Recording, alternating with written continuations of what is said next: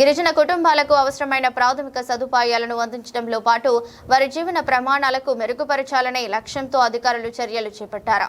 సమగ్ర గిరిజన అభివృద్ధి సంస్థ మరియు జవహర్ నవోదయ విద్యాలయ కలుజులపాడు సంయుక్త ఆధ్వర్యంలో పెద్దారవీడు చెంచు గిరిజన కాలనీలో దుప్పట్లు కండువాల పంపిణీ కార్యక్రమాన్ని నిర్వహించారు.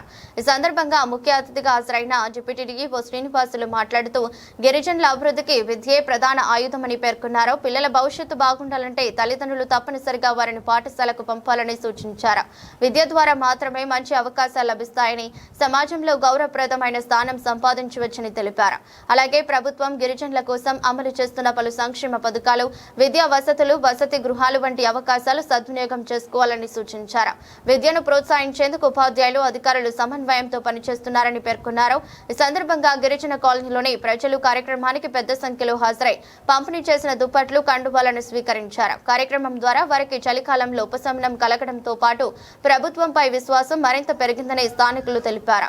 కార్యక్రమంలో స్థానిక అధికారులు, ఉపాధ్యాయులు, సమగ్ర గిరిజన అభివృద్ధి సంస్థ ప్రతినిధులు, గిరిజనులు పాల్గొన్నారు.